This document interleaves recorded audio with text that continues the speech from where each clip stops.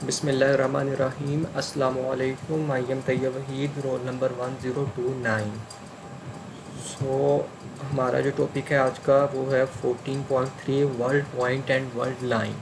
तो सबसे पहले आपको बताते हैं, हमने लास्ट जो दो सेक्शन किए उसमें हमने किया है कि मिन कोस की स्पेस के बारे में हमने डिस्कस किया है और हमने उसके 4D स्पेस जिसे हम कहते हैं उसके बारे में हमने डिस्कस किया है और वहाँ से उससे हमने लॉरेंट्ज़ ट्रांसफॉर्म डिराइव किए हैं। अब हमने यहाँ पे क्या कह रहे हैं कि a physical event in Minkowski space is described by a point with 4 coordinates. अगर कोई फिजिकल इवेंट हो मिन्कोव्स्की स्पेस में, जैसे 3D स्पेस में कोई इवेंट होता है वो 3 पॉइंट से डिफाइन होता है। अगर मिन्कोव्स्की स्पेस आपके पास, आपको पता है कि 4 कोऑर्डिनेट्स होते हैं उसमें, तो उसमें 4 पॉइंट, जो वो पॉइंट होगा वो 4 कोऑर्डिनेट से डिस्क्राइब होगा, जिसमें 3 पॉइंट स्पेस के होती हैं और एक पॉइंट आपके पास कौन सा होता है, टाइम का होता है, जो कि हम पहले देख सके हैं कि पहले देख चुके हैं कि x1 हमारे पास x था, x2 y था, x3 हमारे पास z था और x4 आपके पास i c t था, आयोटा सी टी था। ठीक है। अब this point in the four space is called world point. ये जो पॉइंट को, जो ऐसा पॉइंट जो मिन्कोव्स्की स्पेस में किसी फिजिकल इवेंट को शो करता है उसको हम क्या कहते हैं, वर्ल्ड पॉइंट कहते हैं। ठीक है। अब इन this space the motion of a particle, जो पार्टिकल है वो मूव भी करेगा। अब मूव करते हुए जो हमारे पास वो लाइन ट्रेस होगी उसको हम कहेंगे कि वो वर्ल्ड लाइन है। ये बात तो यहाँ पे लिखी है, in this space the motion of a particle at various instants correspond to a line known as world line. जो पॉइंट होगा जो फिजिकल इवेंट को डिस्क्राइब करता है मिन्कोव्स्की स्पेस में, उसे वर्ल्ड पॉइंट कहते हैं। और वो जो जब मूव करता है उसकी मोशन होती है तो वो जो लाइन हमारे पास मिलती है उसको हम वर्ल्ड लाइन कहते हैं। अगर पार्टिकल एक यूनिफॉर्म रेक्टिलिनियर मोशन में हो, यानी कि वो रेक्टिलिनियर मोशन में मूव करे, तो आपके पास उसकी मोशन रेक्टिलिनियर हो तो आपके पास जो लाइन मिलेगी वर्ल्ड लाइन वो सेपरेट होगी, तो सेपरेट वर्ल्ड लाइन हमें मिलेगी। The relative position in space-time of one event with respect to another would be represented by line element joining the two events। जो relative position होती है one एक event की किसी दूसरे इवेंट के साथ, उसको हम रिप्रेजेंट करने के लिए लाइन एलिमेंट यूज़ करते हैं joining the two events। अब हमने क्या शो करना है, in order to show the interdependence of space and time more clearly and represent them geometrically. हमने स्पेस एंड ये शो करना है कि स्पेस एंड टाइम एक दूसरे पे डिपेंड करते हैं। ठीक है। तो हमने क्या करना है कि we consider only one space axis. अब हमने उसको क्या कर रहे हैं, यहाँ पे कंसीडर कर रहे हैं एक स्पेस एक्सिस एक्स एक्सिस ले रहे हैं, वाई और जी को हम इग्नोर कर रहे हैं। The time axis is represented perpendicular to x axis. हम एक स्पेस एक्सिस में से सिर्फ एक्स एक्सिस ले रहे हैं और हमारे बाकी वाई और जी को इग्नोर कर रहे हैं। और हमारे पास जो फोर्थ कोऑर्डिनेट होता है वो टाइम होता है, जो कि हमारे पास परपेंडिकुलर है किसके, एक्स एक्सिस के। और आपके पास T is equal to C T है, so that the dimension of the coordinate are the same. अब लॉरेंट ट्रांसफॉर्मेशन आपके पास क्या होती है, इनसे आप ऑलरेडी फैमिलियर हैं, इसको मुझे बताने की ज़रूरत नहीं है। अब इसमें ये चेंज कैसे किया, ये बस ये चेंज देखना है। एक्स माइनस वी टी था, अब यहाँ पे वी टी की जगह उसने बीटा टी कैसे लिखा, क्यों, क्योंकि आप टी की जगह सी टी लिख सकते हो और बीटा की जगह आप वी बाई सी लिख सकते हो। टी और बीटा को जब मल्टीप्लाई करोगे सी सी से कैंसिल आउट हो जाएगा, बस वी टी बच जाएगा। तो इससे कहते हैं यहाँ से वी टी की जगह आप ये भी लिख सकते हो। सिमिलरली आप इसमें टी की जगह ये वाला टी है और आप यहाँ पे ये वाला टी से, यहाँ से टी की वैल्यू निकाल के कैपिटल टी ओवर सी इसमें पुट कर सकते हैं। यहाँ पे पुट करके इसको सिंप्लीफाई करेंगे तो ये चीज़ बन जाएगी, जहाँ पे बीटा आपके पास वी बाय सी है।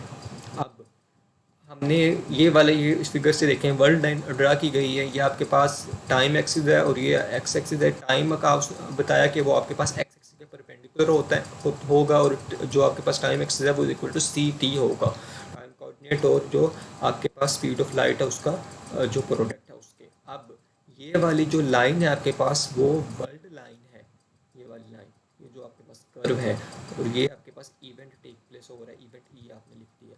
अब we observe that the Lorentz transformation for space and time in this form poses symmetry in the xt coordinate system. In the Minkowski space we have represented the motion of a particle by a world line.